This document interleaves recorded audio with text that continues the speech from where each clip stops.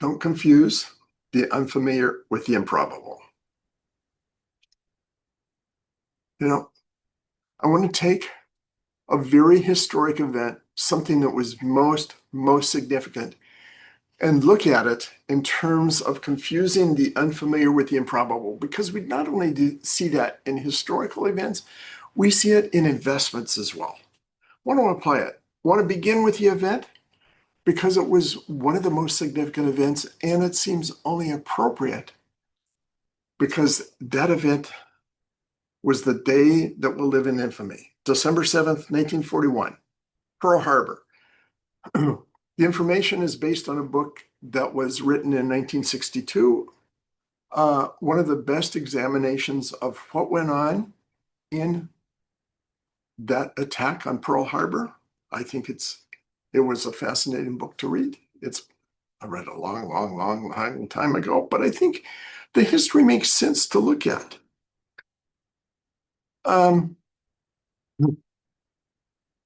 It was that day that will live in infamy. That's what Roosevelt called it. It was, in many aspects, people think it was a huge surprise.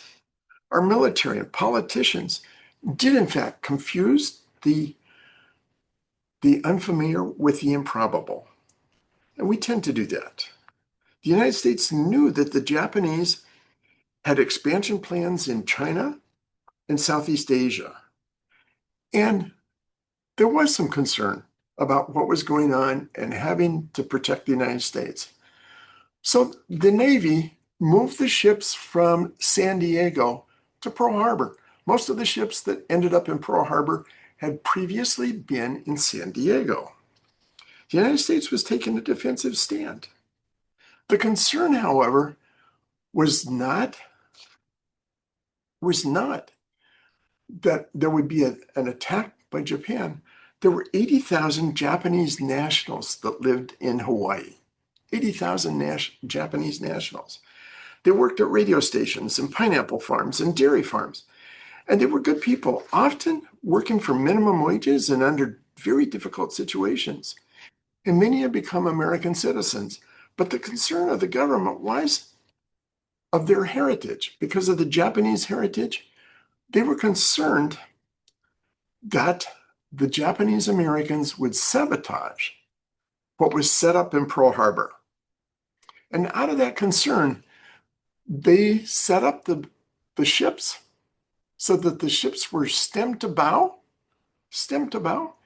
and the aircraft that were at the airfields, the military aircraft, were put wingtip to wingtip, everything packed very closely together. Made it difficult to sabotage, made it easy to see and review from the ground, but also made it a very easy target for the Japanese Zero aircraft. The fleet had moved from San Diego, the aircraft wingtip to wingtip. There might be a threat from Japan, but the threat the US military was worried about was sabotage, not the Japanese Navy. Did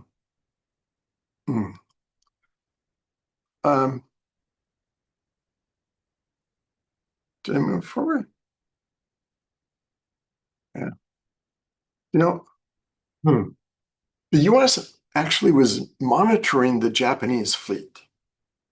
They wanted to be sure if there was a fleet movement, that they would be able to see it. We'd broken the communication code. We knew what it was. We knew 90% of the communications because we called the code purple. But something happened in mid-November. Those communications went silent. The communication just kind of shut down completely. And the US military thought two possible reasons.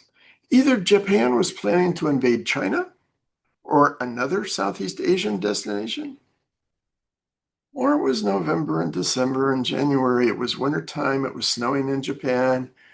And they were keeping the fleet near Japan and not moving. They were just resting until the springtime. They were wrong. With radio silence, the entire Japanese fleet had disappeared from what we were following. Completely disappeared. We didn't know where it was. We assumed that it was in Japan. We assumed that it was close by. But in fact, the fleet, which was miles and miles long, had set sail directly for Alaska. And it continued on that path until it made a 45-degree turn in the direction of Hawaii, right through the United States blind spots. And on December 7th, 1941, it hit Pearl Harbor. And you know what happened? They sank the ships. They destroyed the aircraft that were sitting wingtip to wingtip. They had an easy time with the fleet, the US fleet, because they were all packed closely together.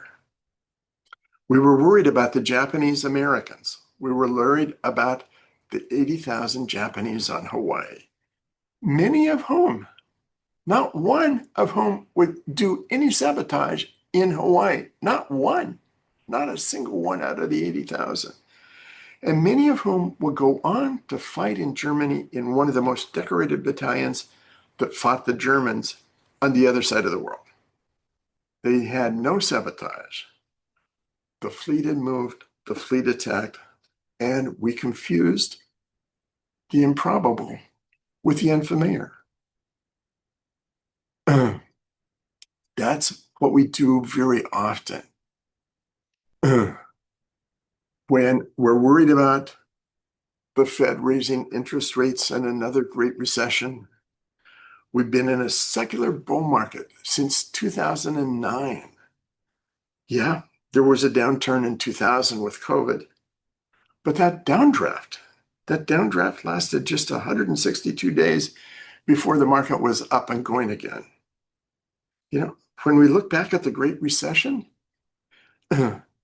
our memories kind of fade away because it was 17 years ago. The economy had essentially been in a secular bull market since early 2000. For 9 years, the economy was not doing well. The market had died down, the market was recovering, but the economy wasn't really working well. Diversification at that time didn't work in the Great Recession. Stocks were down, bonds were down, commodities were down, real estate, all of them were crashing. It was a very different time than we experienced in the past few years. Yet so many of Wall Street gurus talked of a crash like the Great Recession, and we're familiar with that. It's not unfamiliar that we tend to deal with. So it's really the wrong focus. It's when we saw inflation soaring to 9%, most of the world was shut down coming out of COVID. People were sheltered in. People were flush with cash. The government had been, in this country and around the world, governments had been pushing stimulus out to the people. But with everyone sheltered in, with most people sheltered in, with most businesses shut down, there weren't a lot of places to spend money. You could pay down debt. You could do a few things. You couldn't go to sporting events. The movie theaters were closed. Restaurants were takeout only.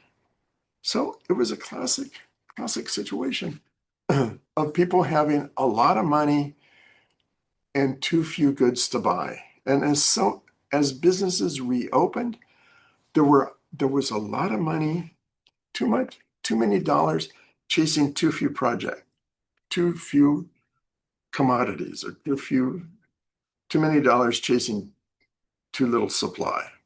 Classic case of inflation. The Fed and central banks around the world began to raise rates that underestimated what the impact was. We had never been through that before. They began to raise interest rates, and the concern shifted to inflation, to a Great Recession. Fed raising interest rates, the yield curve had inverted. You know the story if you remember 2022, 23, 24. The The yield curve had inverted. It's always followed by a Great Recession.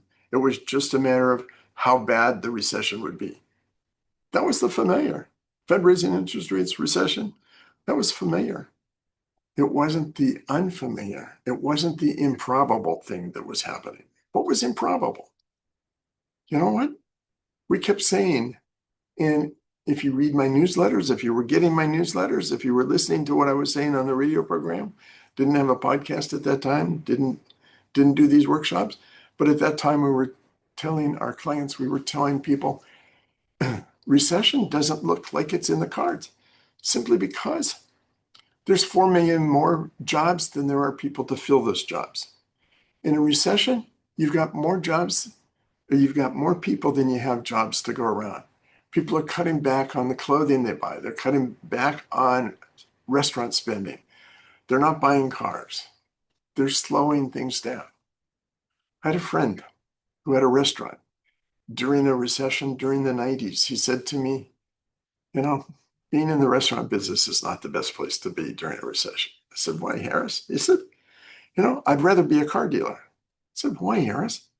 He said, because for car dealers, during a recession, that were going to buy a car now are going to put it off for 6 months. They'll make car repairs. They'll do things to keep the car running, but eventually they're going to buy a car. He said, for somebody who doesn't go out to eat at a restaurant today, they don't say we're going to eat out in 6 months. If they don't go today, that is they're never going to replace that. You know, during a recession, people don't cut back on vacations. They downgrade their restaurants. Unemployment rises. Layoffs happen.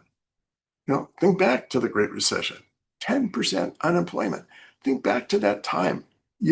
Most people here lived through that period of time. Most people knew. And people who were losing their homes, losing their jobs.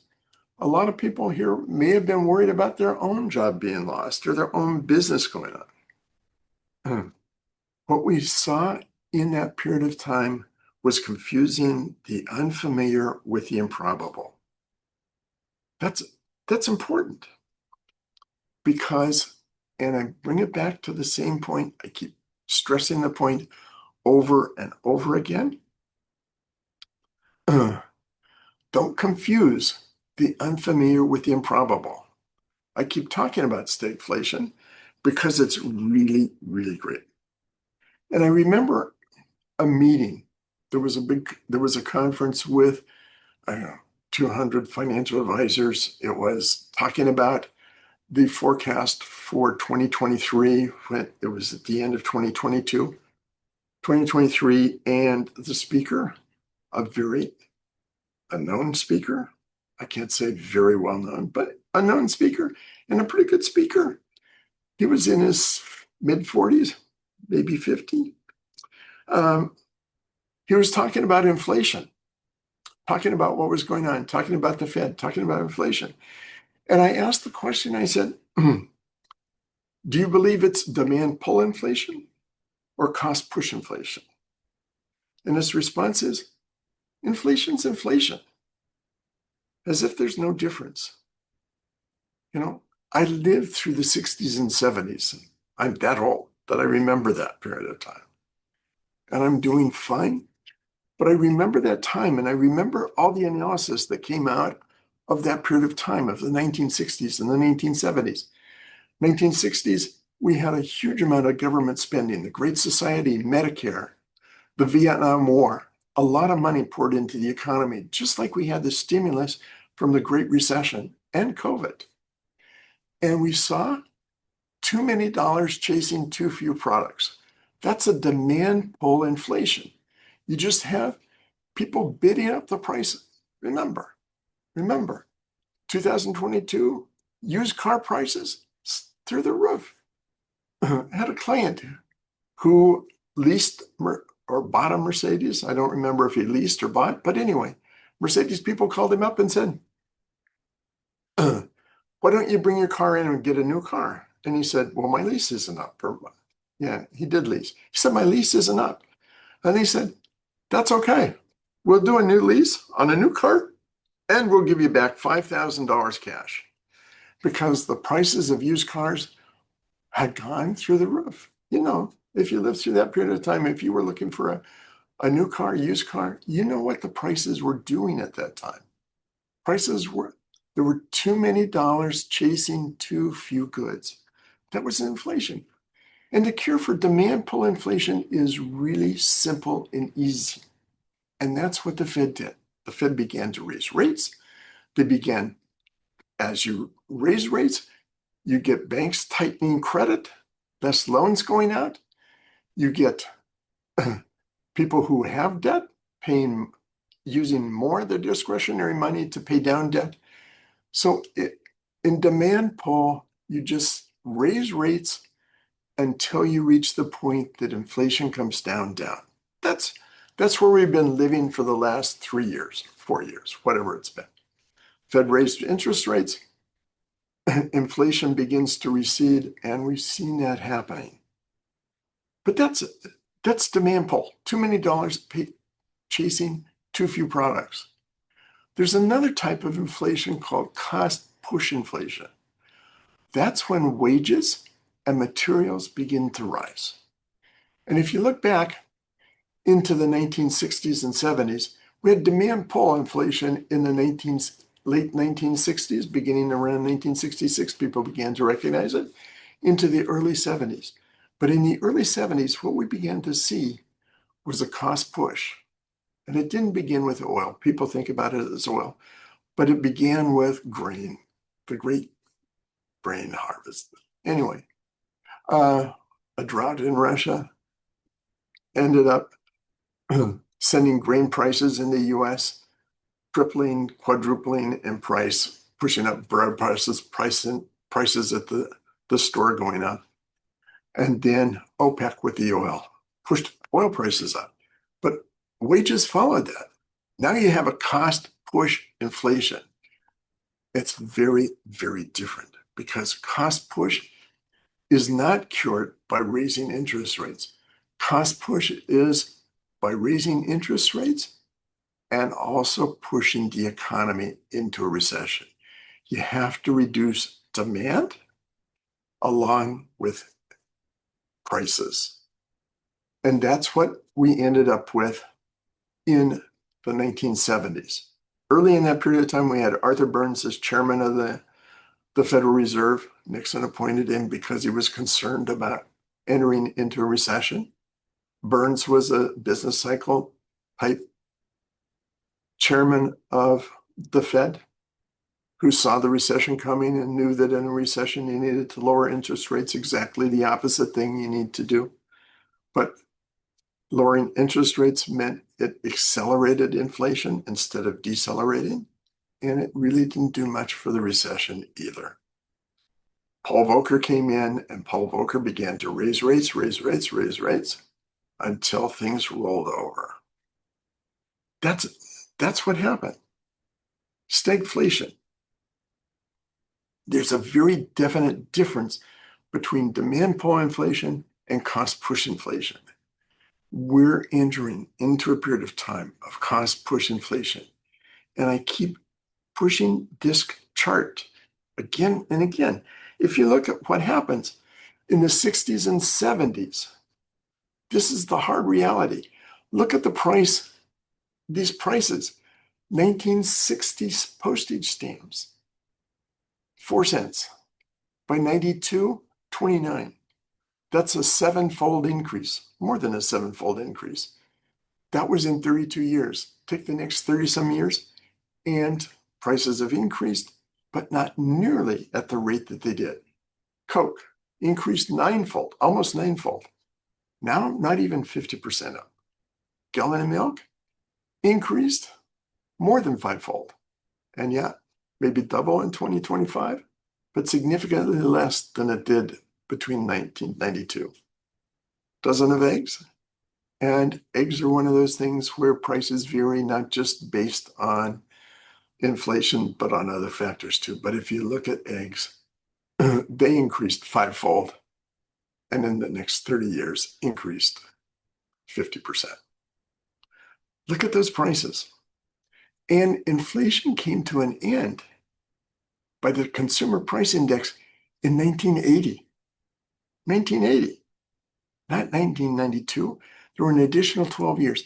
Look at that period of time, 32 years, 1960 to 1992. If you take the Standard & Poor's 500, it increased sixfold between 1960 and 1992. If you take the Consumer Price Index, it increased sixfold between 1960 and 1992.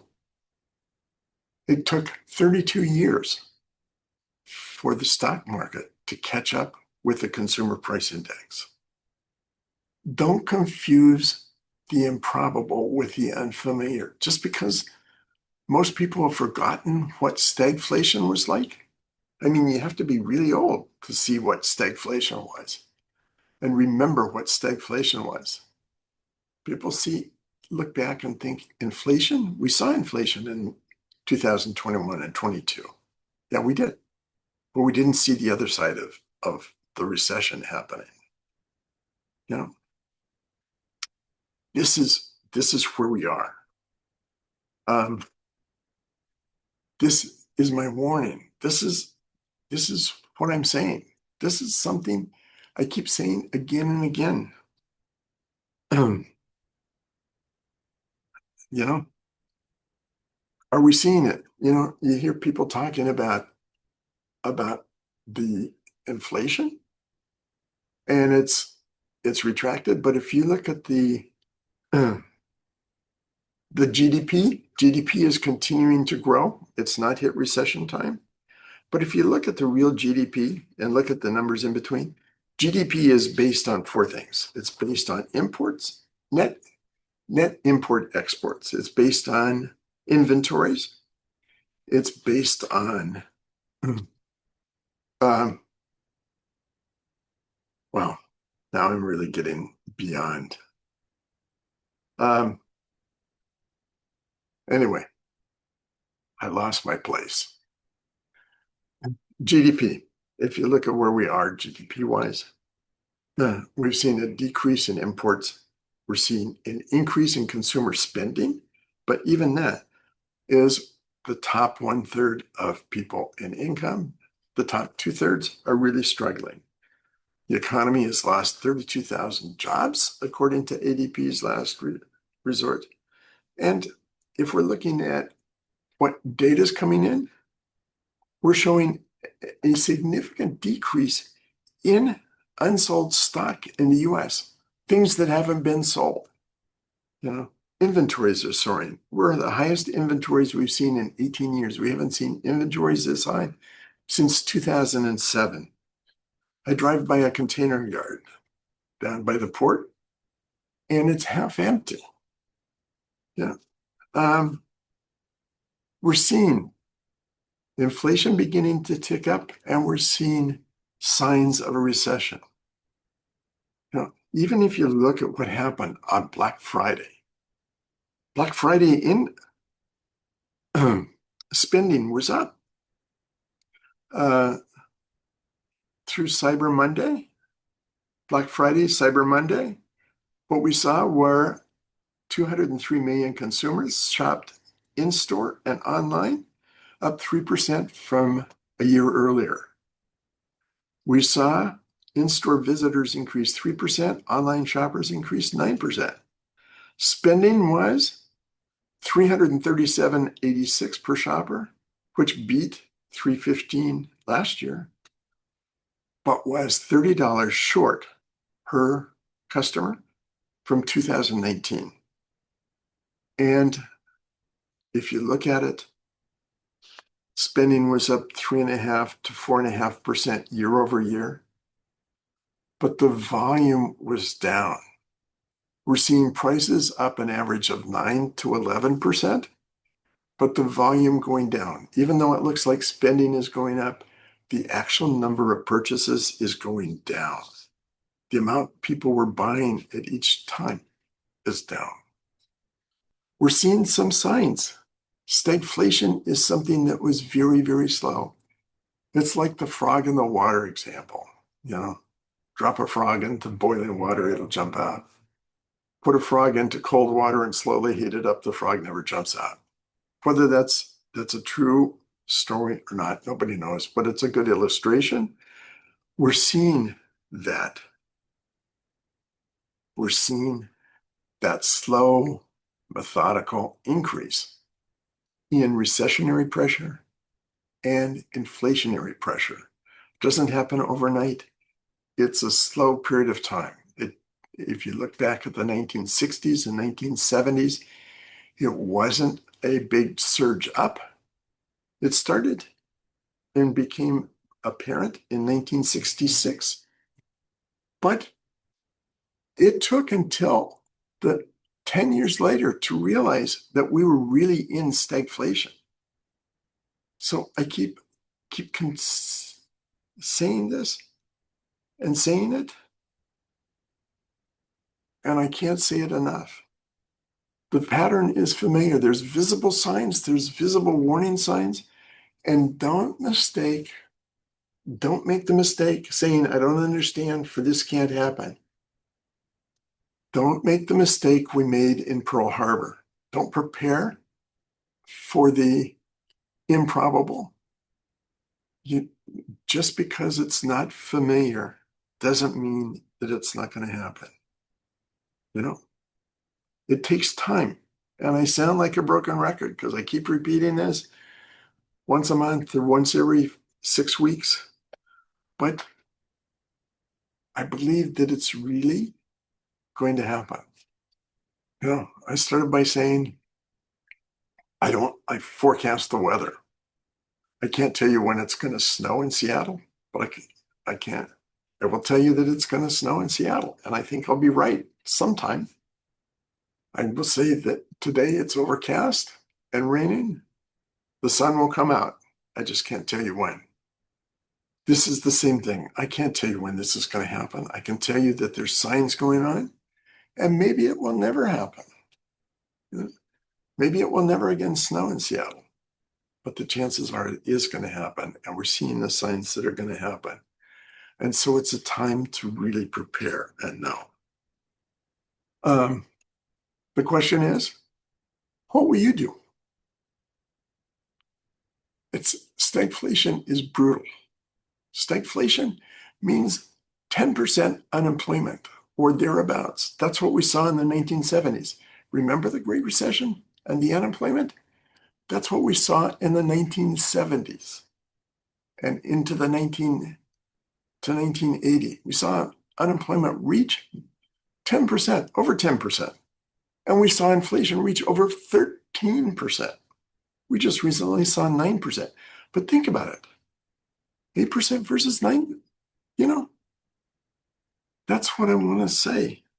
What I'm doing with my clients is we're preparing for a period of time. We want to have more money than we expect to have. That's what we're doing. And as I say that, I want to tell you what I've done. It's not, maybe it's bragging, maybe not, maybe it's an illustration. But I want to tell you about Alma. Alma had opened three accounts at Adams Financial Concepts. She opened an individual, an IRA, and a Roth. She opened those accounts in 2011. She had about $980,000 because her son was killed in Africa and she got a settlement from that, $980,000. She also had an IRA that she would add to the $680,000 in 2015. She was a professional and she was working full time. She's 65 years old in 2011. She'd reached retirement age. She'd purchased a condo. She owed a mortgage on the condo. The condo was close to a neighbor, friend of her daughter's. And she felt she was going to have to work probably for the rest of her life. 65, she had total assets around $800,000. She didn't have the income to retire and maintain a quality of life. So she asked, when she came to me, she asked do you think I could take 1 day a week off? I'm working 5 days a week. Can I take 1 day? And I said, oh, with the income you have, certainly you can take 1 day a week off. So she did. And by the end of 2018, 7 years later, period of 7 years, she'd taken an income totaling over 200,000. And the accounts had not only furnished the income, but they'd grown enough. She asked the question, can I pay off my mortgage? I said, certainly you can. So now she took money out, paid off her mortgage. She said, and after she did that, her accounts were now worth over a million one.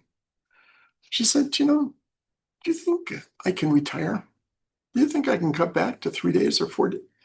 Cut back to working 2 days or maybe 1 day a week? And I said, I think you can actually retire. So she took a little time, but in the middle of 2020, she did retire. She decided to wind down her practice, and she developed a relationship with her daughter's friends' two daughters. She became like the third grandmother to the two daughters, an adopted grandmother of those two daughters. And on July 1st, 2020, she retired.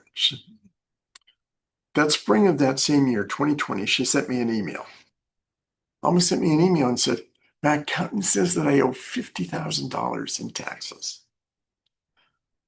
Would you check it and see if I owe $50,000 in taxes? I don't believe I can owe $50,000 in taxes. And I did. I checked and I said, Alma, I said, you do owe $50,000 in taxes. And she said, I've never made an income of $50,000 a year in my life. Now I own $50,000 in taxes. And I said, Alma, I said, I had to sell some things that reached a peak price and a target price in your portfolio. And the capital gains means that you have a $50,000 tax bill. I said, Alma, welcome to being a millionaire. I said, it's going to happen more often. If you look at Alma's accounts as of the end of November 2025, her accounts now stand at 2.4 million, 2,412,280, even though during the time she's been with me since 2011, 14 years, she's taken out $984,048, almost $1 million, and still has $2.5 million left. She started with 680, added that little IRA a few years later, almost 800,000. She's taken more than that out of the account, has $2.5 million. She is prepared to go through stagflation because her accounts are up. That's what I want to see happen. That's not a story you hear very often. I hope maybe the lesson is there for you. This is where I want my accounts to be. This is how I do. If you look at the upper line, that's how our clients are doing. This is the average financial advisor. This is the Adams Financial Concepts clients, net of all fees and expenses. This is the average financial advisor. Had Alma been on this curve, she wouldn't have been able to pay off her condo. She would still be working today. She wouldn't have been able to take almost $1 million out of her account. She would be working for 3 or 4 days a week, and Alma would be in her late 70s. That's not where my clients want to be. We want to provide a steady stream of income. We want to provide a margin of safety to our clients. That's where we want to be. And I would hope that's where you want to be, and you structure your accounts so that you're there too. And yeah, we always have to show the disclaimers. The disclaimers are there because past performance is not a guarantee of future results. You'll find all this. You'll find this on our website. You'll find for people that started with us in 2009 with 500,000, it's now 5.2 million. It's grown 10 and a half fold in that period of time. And yes, we do see things bouncing up and down, but we've seen things go very, very positive. So with that, I want to finish and see questions that you might have, thoughts you might have. Where are you thinking and what are you thinking about? Great job, Mike. Hey, everybody, it's Chris Prouty. I am back and I'm keeping an eye on the chat and the Q&A. So if you do have any questions for Mike, you can put those right into the chat or you can pop them into the Q&A. Either way, I am here to watch for both. And while we are waiting for people to ask questions, Mike, I want to let you know into the chat, I just put your email address for everyone. If you want to meet with Mike or if you want to email him, his email address is there, and Mike checks his email and he answers every single one personally. The other link that I've put into the chat, which I will remind you of right now, and I'll put it in again, is the link to the YouTube channel, which is where all of the replays for these broadcasts go. And I'll just give everybody a minute to ask any questions that they might have. Like somebody asks how you can differentiate the actual warning signs between all of the noise that exists on social media right now. There is a lot of noise, and there are a lot of experts that you can find an expert that will pick everything. Mm, Opinions are like belly buttons. Everybody has one. hmm Um, but it's sorting through and figuring out what the numbers really mean. It's math. I mean, you hear about student loan defaults, car defaults, you know, you have to put that in perspective. The amount of money that's in car loans is significantly less, far, far less than the mortgages on homes. So trying to say that failures or defaults in car loans or credit cards is the equivalent of and foreboding of home loans going live. They're two different apples and oranges. So mm, don't get confused. Think about the signs. Think about what's gone on before. Uh, you know, it's it's using some logic and reason and thinking through, does this really make sense? And negativity sells. Now, want to become famous in my industry? Just predict that the market's going to fall off a cliff. hmm. Call up the newspaper, tell them that, this is going on, the country's going bankrupt. I have to say that over the Thanksgiving, I read a couple books. One of those books was on Bitcoin, should I, on cryptocurrency. And the whole point of the book, and it was a person who was very positive about cryptocurrency. I have to tell you that the cryptocurrency is called digital gold. I think Yardini writes it correctly. That cryptocurrency is digital tulips, if you remember Mm, tulip mania, and the disaster tulip mania brought a few centuries ago. Um, anyway, the rationale for doing cryptocurrency in this person's book is all about the dollar and the inflation eroding the value of the dollar. And his claim was inflation won't erode cryptocurrency. You know, cryptocurrency has to be another tangent off, but it's it's the question. Inflation is there. It's been there. Um, I remember going through the Communications Museum in Seattle and seeing an advertisement for a telephone operator in the early 1900s. They were advertising for women telephone operators for 25 cents a day mm, or a 10-hour day. Uh, you know, in the value and we grow, and as productivity grows, you can increase wages as productivity grows. And maybe my whole point, maybe AI will come along and we won't have stagflation. AI will cure everything. And, uh, I just don't believe that's going to be true. I believe you prepare. And if I'm mistaken, if we don't end up with stagflation, if we end up with a really nice period of time going forward, then my clients and people that follow this philosophy will just have a lot more money to leave their heirs or the government or Hmm. charities or whoever they want to leave the money to when they leave this world. Um, the downside risk of having too much money is is not the same as the downside risk of running out of money. So anyway, I Mike, don't know somebody if said, that answered the question or not, but anyway, yeah.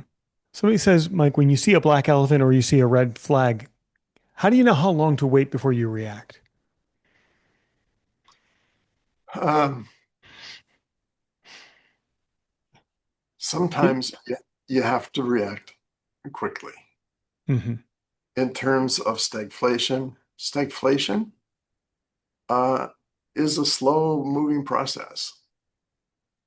It gives you time to respond. The sooner you start, the better off you are. But the best time to respond for stagflation was yesterday. The next best time is today.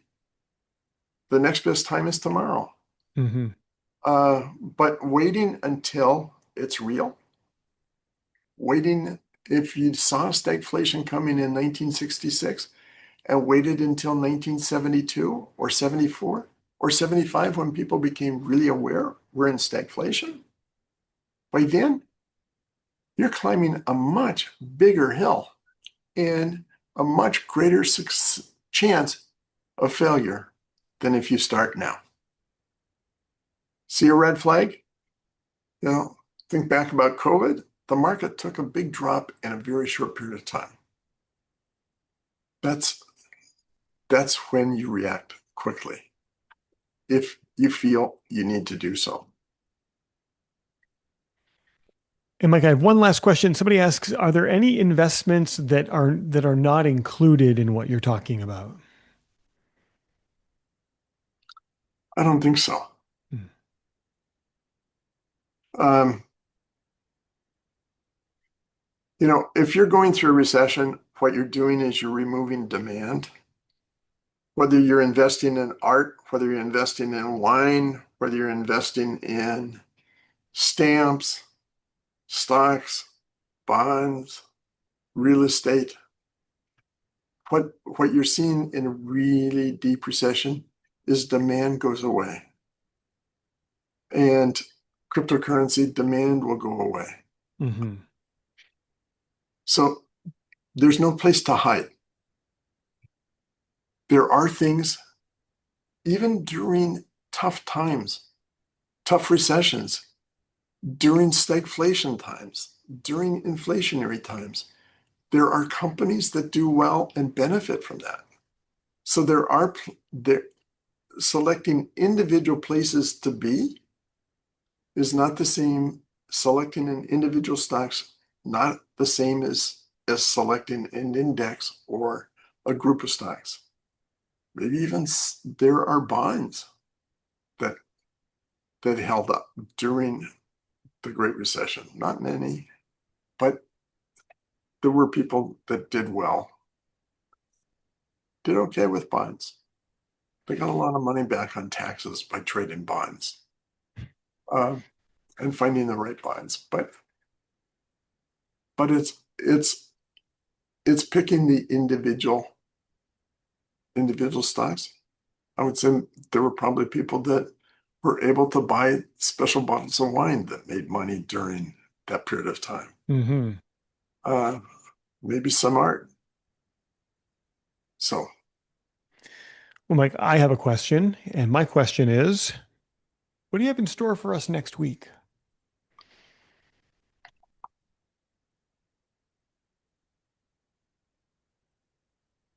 coming up next week, I forgot to put down the topic, Mm. but it will be the eighth wonder of the world. or what's been called the eighth wonder of the world. Mm. What is? What has been called the eighth wonder of the world? That's for next week. And it's more positive, by the way, much more positive than today. So I join like me. it when you go back. I like it when you go back and forth between positive and maybe not so positive. All right, everybody. Well, I want to thank everyone for being here today. Mike and I will be back next week where Mike's going to be talking about the eighth wonder of the world. In the meantime, if you want to check out the YouTube channel, we'd love it if you head over there to check out the replays and give us a subscribe. Would love to see that. And you've got Mike's email address in the chat, which you can click on and send him an email, especially if you'd like to take some time and get together with him. And Mike, thanks again for being with me here today. You did an amazing job. And as always, you get the final word. Thank you, everybody, for being here. I hope you had a great Thanksgiving. I hope you have good plans coming up for the holidays. And, you know, it's December. Can you believe it's December? And we're talking about 2026 coming up. 2026. Anyway, come back next week when we'll talk about the eighth wonder. And if you missed this program, or if you missed some of the past programs, you can find them on our podcast. Go to YouTube and the information is there. Subscribe to our podcast. Mm-hmm. We do have around 600 or 700 subscribers now. Mm-hmm. See it True. build and build. And you can watch it 24 hours a day, 7 days a week. Probably not the best thing to spend all your time with. But anyway, have a very great week, and I will be back next week. Take care, everybody.